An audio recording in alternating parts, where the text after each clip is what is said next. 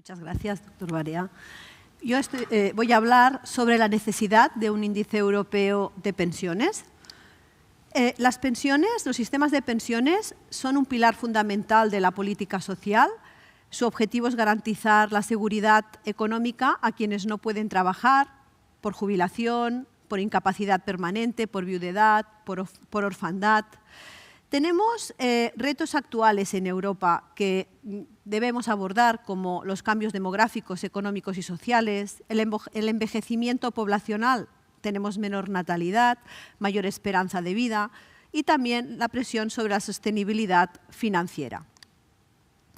Los sistemas de pensiones han ido evolucionando en el tiempo, aunque parten de un origen común, han tenido una evolución distinta según el contexto jurídico, económico y social de cada uno de los países. Por lo tanto, surge la necesidad de herramientas para poder comparar sistemas, evaluar reformas y sintetizar dimensiones e interrelaciones. Es por ello que vamos a presentaros un poco el marco conceptual del Índice Europeo de Pensiones de la Universidad de Barcelona, el IEPV. Los objetivos del índice son los siguientes: la evaluación integral del índice de pensiones, de los sistemas de pensiones, tener en consideración características estructurales y funcionales, el impacto en la calidad de vida y bienestar de los beneficiarios y desarrollar una métrica que sea transparente, reproducible, objetiva y empíricamente fundamentada. Esta es una base muy importante que nos va a permitir realizar comparaciones entre sistemas europeos de previsión social. La cobertura geográfica del Índice Europeo de Pensiones de la Universidad de Barcelona va a ser la de los países de la Unión Europea y además incluiremos el Reino Unido. El Índice Europeo de Pensiones UV es una herramienta sintética. Se trata de un índice compuesto que agrega múltiples dimensiones. Es decir, agrega subíndices que sintetizan a su vez indicadores en una sola medida. Tenemos este índice compuesto, unos subíndices que a su vez están sintetizando múltiples indicadores.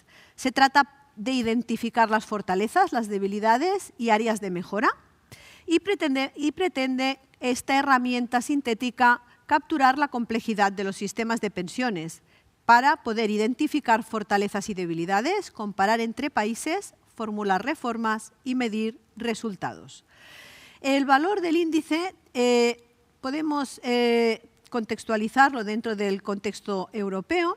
Pretende apoyar a la coordinación de políticas sociales, facilitar el seguimiento y armonización de objetivos y pretende ser una herramienta valiosa para gobiernos, para responsables de políticas públicas, organismos internacionales y entidades académicas.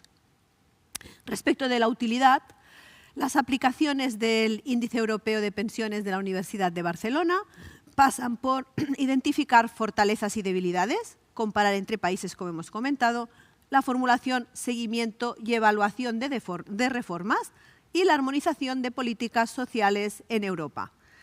Respecto de la facilitación de toma de decisiones informadas y una mejora continua de los sistemas de pensiones.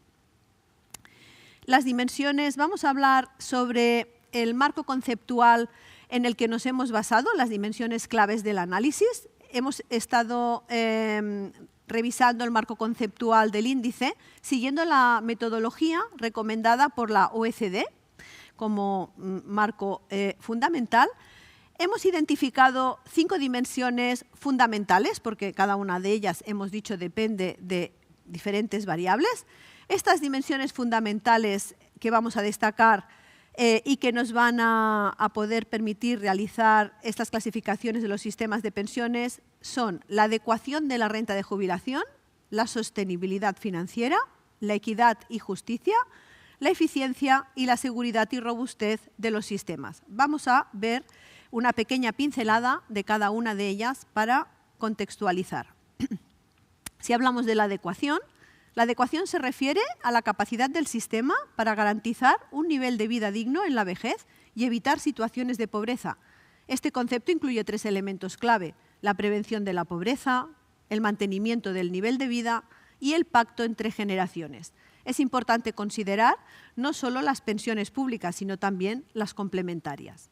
Respecto de la sostenibilidad financiera, la sostenibilidad se refiere a su capacidad para mantener prestaciones de forma estable a lo largo del tiempo, especialmente frente a desafíos demográficos y económicos. Esto implica un equilibrio dinámico entre ingresos y gastos.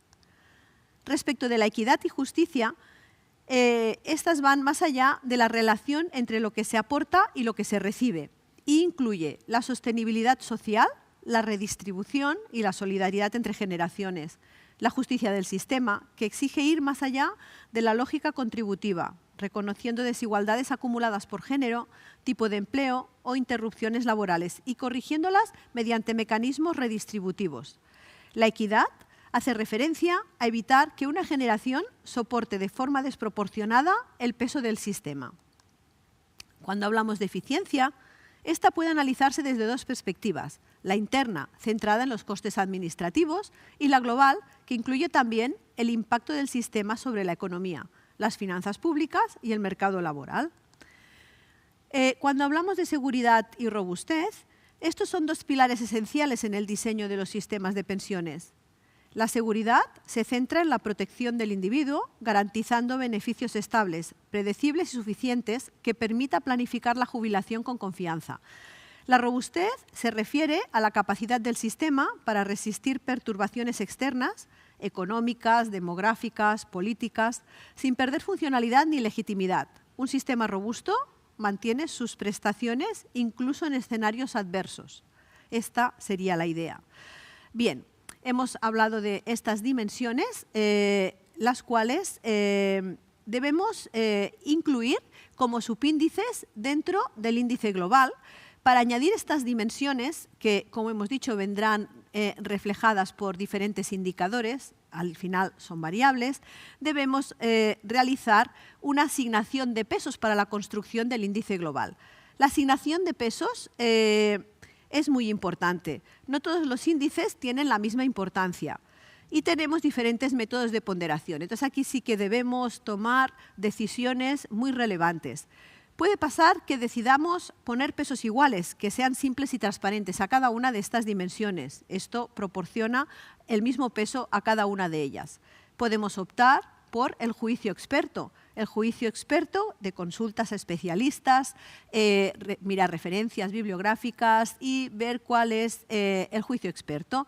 En este caso, podemos ponderar con diferente peso cada una de las dimensiones en función de la importancia que nosotros queramos dar a cada una de ellas. Por otro lado, podemos ser estrictos respecto de las variables que hemos utilizado para sintetizar cada una de estos subíndices que debemos ponderar, y podemos realizar un análisis estadístico de análisis multivariante con componentes principales o análisis factorial, que lo que nos va a dar van a ser unos pesos a partir de aquellas variables que hemos puesto para realizar el análisis estadístico. En este caso daría la importancia de las variables que hemos añadido. Esto tiene sus ventajas y también sus inconvenientes. Tiene ventajas porque tenemos unas ponderaciones objetivas en función de la información que hemos introducido, pero por otro lado, en función de la información recopilada y de las variables que se han introducido, aparecerá un peso mayor o menor, que puede tener o no que ver con el del juicio, con los pesos obtenidos por el juicio experto. Por lo tanto, la decisión de los pesos es muy importante porque el resultado del índice será el compendio de la unión de todos estos elementos. Vamos a hablar, que es lo básico, de la calidad y fuente de datos respecto del análisis estadístico y de la conjunción de estos subíndices que hay que elaborar. Es muy importante el procesamiento y la selección de datos. Si introducimos datos pobres, vamos a obtener resultados pobres. Por lo tanto, es necesario hacer concesiones justificadas y evaluar la calidad, la frecuencia de actuación y la representatividad de los datos. Tenemos como fuentes posibles estadísticas oficiales, encuestas específicas, estudios académicos, datos administrativos. De aquí debemos reflejar cada una de las ideas que queremos plasmar en el índice. y debemos buscar el concepto adecuado. ¿Qué tipos de datos nos podemos encontrar? Tipos cuantitativos que sean comparables internacionalmente, que esto es muy importante.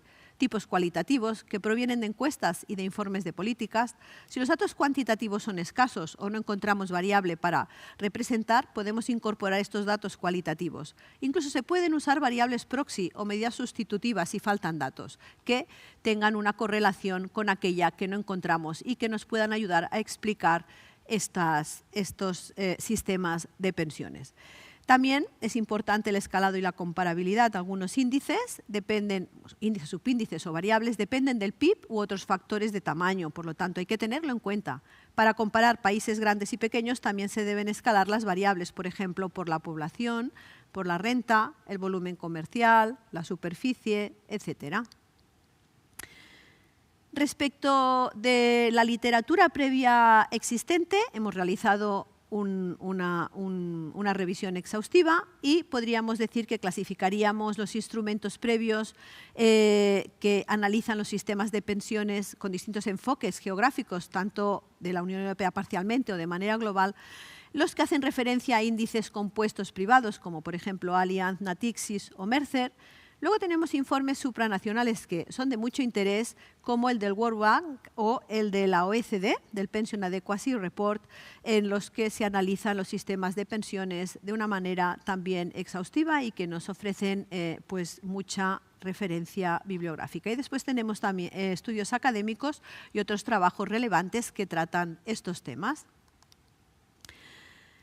Hablando del índice europeo de pensiones de la Universidad de Barcelona, que estamos elaborando, podemos decir que la naturaleza del índice mide aspectos muy diversos y de distinta naturaleza y por eso lo construimos como un índice compuesto. Esta es una de sus características principales. La estructura compila una serie de índices individuales, teniendo en cuenta estas dimensiones, utiliza un modelo subyacente para su integración, mide conceptos multidimensionales que no pueden capturarse con un solo índice, incluso cada una de las subdimensiones depende de un conjunto de variables que constituirán cada una de ellas. Y tenemos desafíos metodológicos. La principal dificultad o la toma de decisiones en este proceso de construcción del índice es la definición del proceso de ponderación, porque básicamente depende pues, de todas las variables y de las decisiones a tomar. Y la combinación de variables requiere también decisiones metodológicas rigurosas, como hemos explicado.